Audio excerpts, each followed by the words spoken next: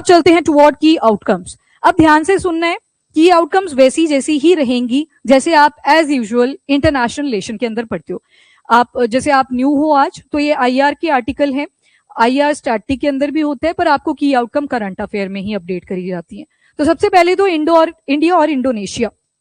अब world map पे जैसे आपने देखा कि प्राइम मिनिस्टर ऑफ इंडिया ने विजिट करा 3 नेशंस, जिसमें सबसे पहले तो इंडोनेशिया आ गया, देन ऑस्ट्रेलिया आ गया एंड फाइनली न्यूजीलैंड आ गया।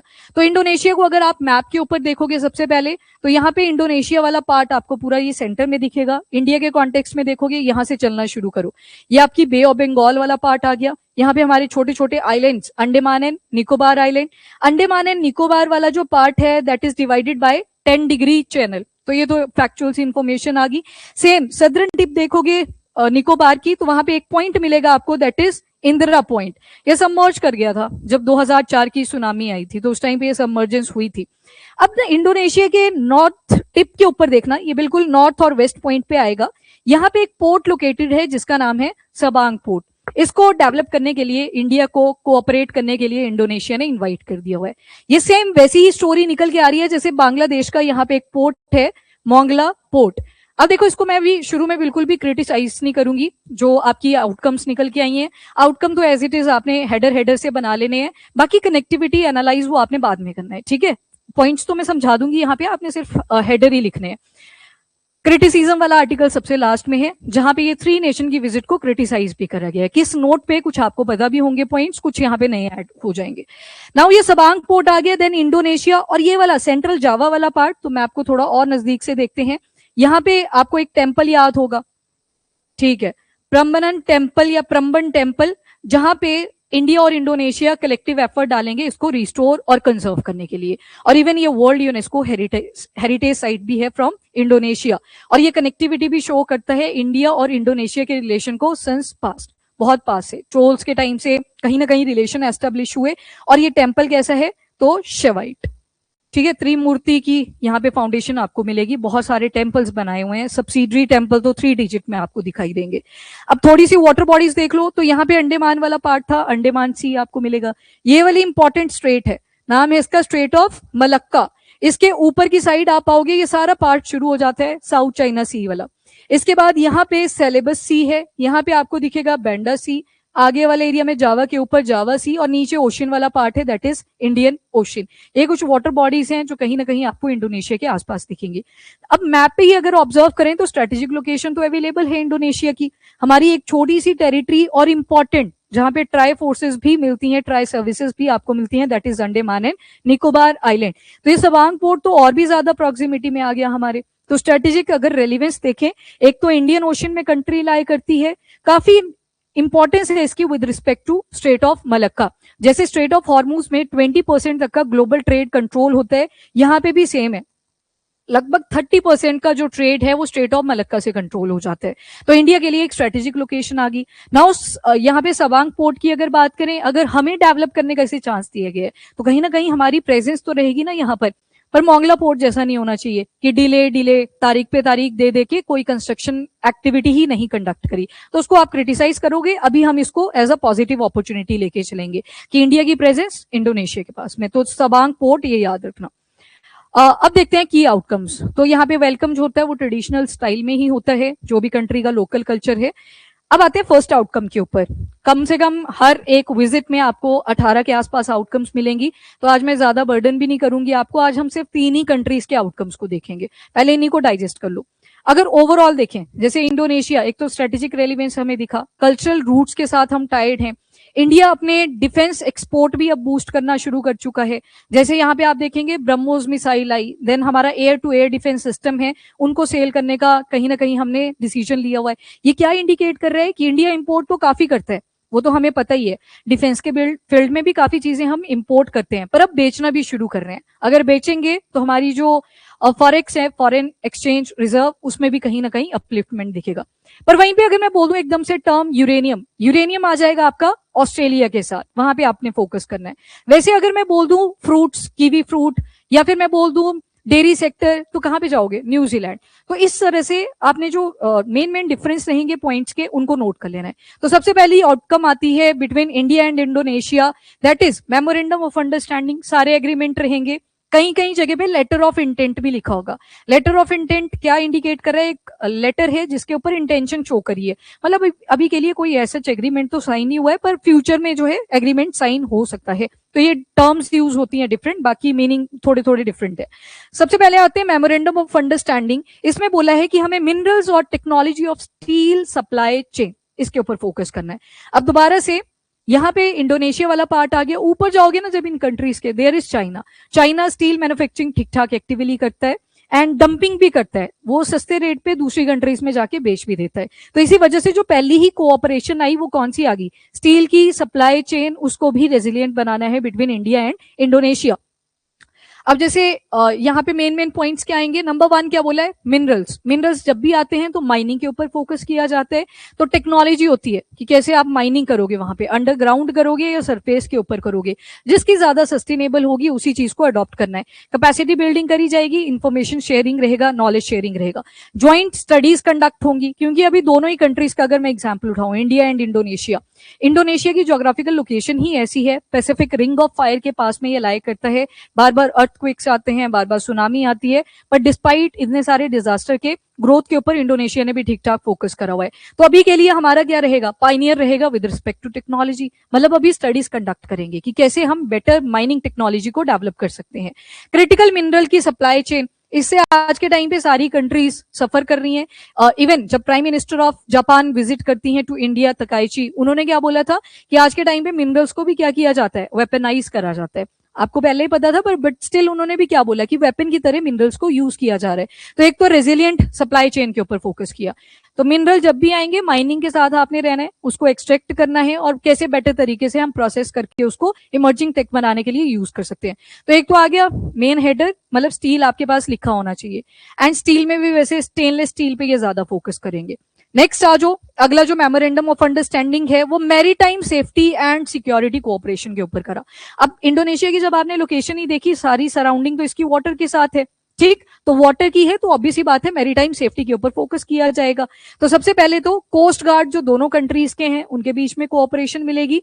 Maritime domain awareness, search and rescue and capacity building. Search and rescue I think clear है, कभी भी कोई डिजास्टर हो जाता है या किसी के ऊपर अटैक हो जाता है, रेस्क्यू मिशन कंडक्ट करे जाते हैं। और इंडोनेशिया, अभी ज्योग्राफी का फीचर आपने देखा कि अर्थक्वेक एंड सुनामी, यानी कि फ्लड वाली प्रॉब्लम भी आती रहती है, पर सुनामी एक्सट्रीम केस अगर बन जाता है तो उसमें कुछ ना कुछ रेस्क्यू ऑपरेशन कंडक्ट करना पड़ेगा। Navigation must be rule based. India और जितने भी डेमोक्रेटिक कंट्रीज हैं वो रूल बेस्ड मैरीटाइम कनेक्टिविटी पे ही फोकस करते हैं। कौन सा आएगा? तो वही है बॉडी, तो United Nation convention on law of seas, that is UN clause. अगला आउटकम निकल के आया, that is on non ferrous material technology development centre, ये इंडिया का आ गया और यहाँ की है पीटी परमिनास। तो इसकी फुल फॉर्म आपके लिए जरूरी नहीं है, ये इंडोनेशिया की आ गई। बस आपको यहां से क्या याद रखना है कि एक मेमोरेंडम ऑफ अंडरस्टैंडिंग साइन हुआ है on rare earth magnets. Rare earth magnets या रेयर अर्थ एलिमेंट्स जब आप पढ़ते हो, मतलब कोई ना कोई एलिमेंट होगा जिसको आप फिर इस मैग्नेट के पर्पस से यूज करेंगे। रेयर अर्थ एलिमेंट होते तो ये अबंडेंस में है, पर इनकी एक्सट्रैक्शन बहुत ज्यादा टफ होती है, इस वजह से इनको रेयर अर्थ एलिमेंट बोल दिया जाता है। तो सारे रेयर अर्थ इसमें इंक्लूडेड है, कोऑपरेशन करी जाएगी रेयर अर्थ में भी एंड क्रिटिकल मिनरल में भी। अगेन मिनरल की बात हो रही है, इनकी सप्लाई चेन को रेजिलियंट बना के रखना है। नेक्स्ट आउटकम आता है ब्रह्मोस सिस्टम पर। ये कहीं ना कहीं इंडिया को बेनिफिट देगा, क्योंकि जो ब्रह्मोस है ये इंडिया और रशिया ने मिलकर डेवलप करी थी। एंड अब क्या बोला गया है कि इंडिया की जो डिफेंस इंडस्ट्री है वो डेमोन्स्ट्रेट ना सिर्फ इंडिया के अंदर हो रही है, हम फॉरेन कंट्री में भी एग्जांपल सेट कर रहे हैं। ब्रह्मोस बेची जाएगी किसको? इंडोनेशिया को। इसी के साथ एयर टू एयर जो डिफेंस सिस्टम है हमारे, उसको लेके भी मेमोरेंडम ऑफ अंडरस्टैंडिंग साइन हुआ है। तो अगला जो आउटकम है वो air to air missile defence systems के ऊपर फोकस्ड है। अगला जो आउटकम आता है दैट इज ऑन स्टील का, जो आपने पीछे देखा था। तो स्टील अथॉरिटी ऑफ इंडिया और वहां की Krakatau steel for establishment of stainless steel. तो एक तो स्टील के ऊपर ओवरऑल फोकस करा, नेक्स्ट मैंने आपको बोल दिया था स्टेनलेस स्टील के ऊपर ये ज्यादा फोकस करेंगे। अब स्टेनलेस स्टील एक तरह का एलॉय है, यानी कि यहाँ पे आपको मिक्सचर ऑफ एलिमेंट्स मिल जाएंगे। मेन बेस मेटल तो कौन सी रहेगी स्टील के लिए? आयरन। आयरन तो रहेगा ही, पर हम चाहते हैं कि वो रेजिस्टेंस रहे, उसकी कहीं ना कहीं कोरोजन ना हो, वो ठीक रहे, रस्टिंग ना हो उसके ऊपर। तो इसी वजह से क्या ऐड कर दिया जाता है? क्रोमियम। और भी छोटे छोटे एलिमेंट्स होते हैं लाइक निकल हो गया, ये भी ऐड करे जाते हैं, पर मेन जो इंग्रेडिएंट आ जाता है आयरन के साथ, इवन कार्बन भी इसके अंदर रहता है लो क्वांटिटी में, तो क्रोमियम में आ जाता है। क्रोमियम स्टेनलेस स्टील, मतलब इस पे ना तो कुछ चिपकेगा ना तो ये रेजिस्टेंस शो करेगा, मतलब कहीं ना कहीं रस्टिंग वगैरह से भी अपने को बचाएगा। तो यहाँ पे सेल, अब बताना मुझे जरा सेल ये मिनी रत्ना है, नवरत्ना है, महारत्ना है? कितने बोलते हैं महारत्ना है, कितने बोलते हैं नवरत्ना है, कितने बोलते हैं मिनी रत्ना? बाकी जिन्होंने हैंड रेज नहीं करा उनको या तो पता नहीं था या दिमाग में ही रखना चाहते हैं, क्या रीजन था? पता नहीं था, ठीक है। और बाकी बहुत सारे पता नहीं था, मैं तो ये कर रही हूँ आपको पता नहीं था तो रिवाइज करके आना है पिछला। तो ये जो सेल है दैट इज महारत्ना, महारत्ना की कैटेगरी में है, यानी कि सिंगल प्रोजेक्ट के ऊपर कितना इन्वेस्टमेंट कर सकते हैं? यस 5,000 करोड़ या 15% ऑफ नेटवर्थ, तो उतना कर सकते हैं। चलो ठीक है। जॉब क्रिएशन के ऊपर भी फोकस करना है, बिकॉज जब स्टील मैन्युफैक्चर होगा तो ऑब्वियस सी बात है लेबर भी चाहिए होंगे वहां पे, तो जॉब अपॉर्चुनिटी भी क्रिएट होगी। अगला जो आउटकम आया that is on outer space, तो एक फ्रेमवर्क एग्रीमेंट कोऑपरेशन के लिए आउटर स्पेस के ऊपर भी फोकस करा गया है। आउटर स्पेस की जब बात करिए यानी कि स्पेस टेक्नोलॉजी, तो स्पेस टेक्नोलॉजी की जब भी बात होती है तो research, technology sharing and capacity building, और मतलब लगभग 30 साल से अगर देखें तो इंडिया और इंडोनेशिया इसके ऊपर काफी अर्जे से कोऑपरेट भी कर रहा है। अगला देखोगे तो आ गया कल्चर के रिस्पेक्ट में, दैट इज टेम्पल की कंजर्वेशन एंड रेस्टोरेशन। तो यहाँ पे टेम्पल आपने पढ़ी लिया है, प्रम्बनन टेम्पल, तो ये शिवाइट टेम्पल है जो कौन से वॉल्केनो की इरप्शन से डूब गया था? मेरापी, माउंट एरापी की इरप्शन होती है जिसकी वजह से नीचे दब गया था, फिर बाद में सेंचुरीज ओल्ड जाके आपकी 20th सेंचुरी में पता लगा कि यहाँ पे एक टेम्पल भी एग्जिस्ट कर रहा है जो कि 9 to 10 सेंचुरी में बना हुआ था। तो ये कहीं ना कहीं कल्चरल डिप्लोमेसी का भी एक एग्जाम्पल है, ठीक है। तो कल्चर का सिग्निफिकेंस आ गया। अगला आपको मेमोरेंडम ऑफ अंडरस्टैंडिंग एग्रीकल्चर और एलाइड सेक्टर के अंदर मिलेगा। ज्वाइंट रिसर्च इनोवेशन, उसी के ऊपर फोकस किया जाएगा, क्योंकि आज के टाइम पे क्लाइमेट चेंज कर रहा है और फूड सिक्योरिटी दोनों ही कंट्रीज के लिए एक कंसर्न है। जैसे इंडोनेशिया, अर्थक्वेक, सुनामीज या फ्लड तो आते रहते हैं इंडोनेशिया के अंदर, बहुत ज्यादा डिवास्टेशन होती है, तो फूड सिक्योरिटी की प्रॉब्लम वहां पे भी रहती है। एंड कंट्री लाइक इंडिया जहां पे पॉपुलेशन ग्रोथ इतनी ज्यादा है और एक सेक्शन जहां पे फूड अवेलेबिलिटी भी नहीं हो पाती, वहां पे फूड सिक्योरिटी के ऊपर इन दोनों ने फोकस किया। अगला जो मेमोरेंडम ऑफ अंडरस्टैंडिंग है, यहाँ पे हमारी मेडिकल टीम आ गई, CDSO जो सेंट्रल ड्रग रेगुलेशन करती है ऑर्गेनाइजेशन, तो मेडिकल प्रोडक्ट्स इंडियन और मार्केट एक्सेस टू इंडोनेशिया बनाएंगे हम। मार्केट एक्सेसिबिलिटी किसकी मिलगी हमको? इंडोनेशिया की। जब भी आप कोई एग्रीमेंट पढ़ते हो विद रिस्पेक्ट टू इकोनॉमी, तो इंडिया फार्मास्यूटिकल्स में काफी ज्यादा लीड करता है, और उसमें भी अगर मेडिसिन की टाइप आप देखोगे, ब्रांडेड की जगह पे ज्यादा क्या होती हैं? जेनरिक मेडिसिन होती हैं। तो हमारी तरफ से CDSO रहेगा, तो ग्लोबल रेगुलेटरी स्टैंडर्ड और बेस्ट प्रैक्टिसेस को अडॉप्ट करा जाएगा, नॉलेज शेयरिंग भी दोनों कंट्रीज में रहेगी। किसकी? ये तो आ गया आपका इंडोनेशिया का, इसको स्किप कर सकते हो आप। CDSO की याद रख लेना, ये central drug standard and control organisation of India आ जाएगी। नेक्स्ट इज आउटकम, जो अगली आउटकम है आपकी वो डिजास्टर मैनेजमेंट को लेके है। इतनी देर से बात कर रहे हैं कि डिजास्टर आते रहते हैं, तो ऑब्वियस सी बात है हमारा जो NDM में आ गया that is national disaster management authority, और इनका आ जाएगा दैट इज NADM, ये इंडोनेशिया का आ गया। तो दोनों की जो डिजास्टर मैनेजमेंट अथॉरिटी है उन्होंने भी कोऑपरेट करने की बात करी है कि जब भी कोई ऐसी आपद आती है तो हम बेस्ट प्रैक्टिसेस को अडॉप्ट कर सकें।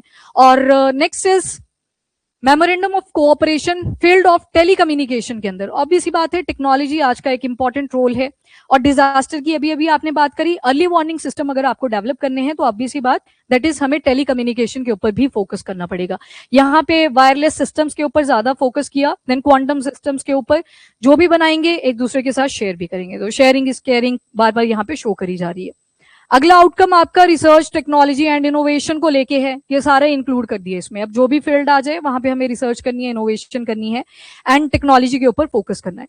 अगला आउटकम आता है वर्कफोर्स कोलैबोरेशन, और ये जो वर्कफोर्स रहेगी ये कौन से फील्ड के अंदर? हेल्थ, क्योंकि इंडिया के अंदर आप देखें तो पॉपुलेशन एक टाइम पे युवा थी, अभी भी युवा ही बोलते हैं, पर एल्डरली भी बनेगी, तो health care infrastructure but with respect to workforce. तो यहाँ पे हेल्थ प्रोफेशनल जाएंगे एक कंट्री के दूसरी कंट्री में, एंड बड़े सारे सेमिनार्स कंडक्ट करे जाते हैं, यानी कि जो स्पेशलिस्ट होते हैं डॉक्टर, उनका आना जाना एक दूसरी की कंट्री में लगा रहेगा। अगला आता है deployment of Indonesia licence officer IFCIOR।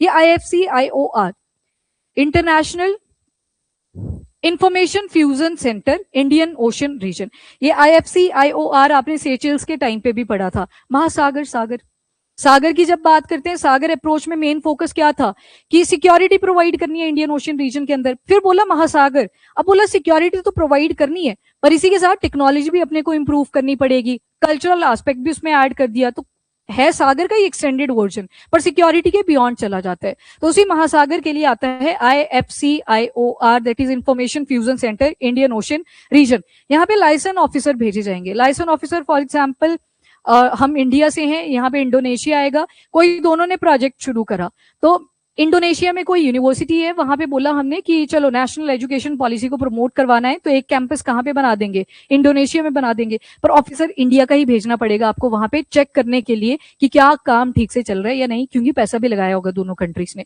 तो लाइसेंस ऑफिसर्स की डिप्लॉयमेंट करी जाएगी, इंडोनेशिया के रहेंगे इन इंडिया, इंडिया के रहेंगे इंडोनेशिया, वाइस वर्सा।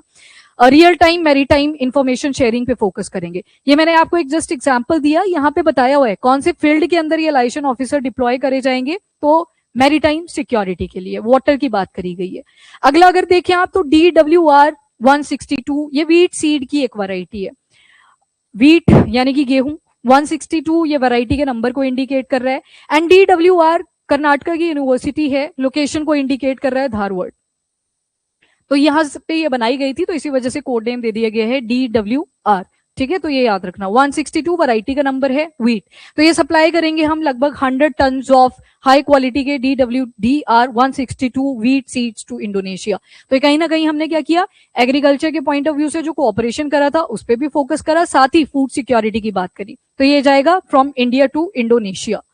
अगला आउटकम निकल के आया year of cultural and educational diplomacy, India से आगे दैट इज टैगोर साहब और वहां से आ जाएंगे देवन तारा। तो यहाँ पे इन्होंने जो सेंटिनरी है वो पूरी कंप्लीट हो चुकी है रविंद्रनाथ टैगोर जी की जब वो इंडोनेशिया गए थे, ठीक है, तो यहाँ पे लगभग सेंटिनरी कंप्लीट हो चुकी है, 100 साल पूरे हो चुके हैं। तो ये प्रोग्राम शुरू करा गया कि हम मेनली फोकस करेंगे कल्चरल वैल्यूज के ऊपर, जैसे जो कॉन्ट्रीब्यूशन रविंद्रनाथ टैगोर जी की तरफ से इंडिया में थी एंड देवन तारा जी की तरफ से इंडोनेशिया के अंदर थी, तो इन दोनों के नाम को ये डेडिकेट कर दिया। आफ्टर दैट एक और आउटकम आती है स्पेशल इकोनॉमिक जोन को लेके, तो यहाँ पे बोला इंडियन इंस्टीट्यूट ऑफ मैनेजमेंट जो बेंगलोर बेस्ड है, उन्हीं की एक branch campus Singhasari special economic zone Indonesia में ओपन करा जाएगा। Now location is important, Singhasari जो स्पेशल इकोनॉमिक जोन है ये कौन सी कंट्री के साथ लिंक है, आंसर इज इंडोनेशिया। इंडिया का जो एकेडमिक एक्सीलेंस है ये ग्लोबली शोकेस हो रहा है आज के टाइम पे, यही चीज यहाँ पे इंडिकेट करी। एंड बेंगलुरु की बात करें तो इंस्टीट्यूट ऑफ मैनेजमेंट ये जाना जाता है, मतलब काफी सारी कंट्रीज में पॉपुलर है, टेक्नोलॉजी के ऊपर फोकस किया हुआ है, तो एक तरह से इंडिया नॉलेज हब का भी सेंटर बन रहा है, तो ये इंडोनेशिया में ओपन करा जाएगा एक ब्रांच इनका। अगला आता है that is open network for digital commerce, और इंडोनेशिया का भी एक ओपन नेटवर्क सिस्टम है, डिजिटल पब्लिक इंफ्रास्ट्रक्चर जिसको आप DPI भी बोलते हो, डिजिटल पब्लिक इंफ्रास्ट्रक्चर, मतलब जो डिजिटल एप्लीकेशन है वो सभी को मिलनी चाहिए, तो एक कोऑपरेशन उसके ऊपर भी।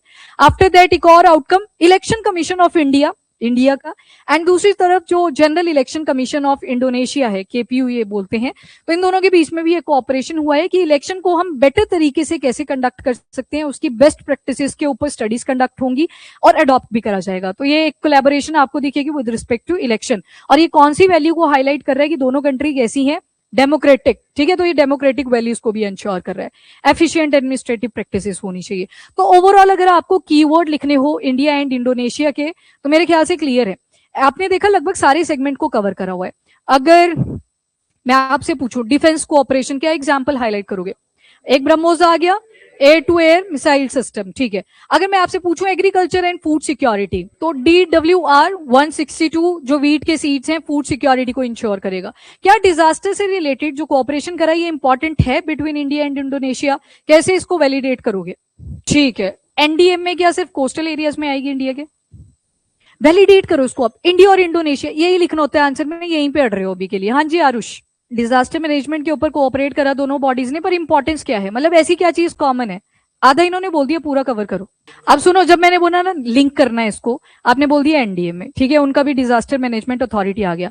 आपने ना इंडिया को एज अ होल काउंट करना है, यहाँ पे आप स्पेसिफिक लोकेशन पे नहीं जाओगे, ये नहीं वहां पे शो करना कि हम सिर्फ डिस्टेंस के हिसाब से देख रहे हैं, आपने बोलना है वहां पे कि दोनों ही सफर करते हैं। अब ऐसा थोड़ी है फ्लड की प्रॉब्लम सिर्फ इंडिया के कोस्टल एरिया में आ रही है, जाओ हिमाचल घूम के आओ आजकल, फ्लैश फ्लड्स की प्रॉब्लम वहां पे भी आ रही है।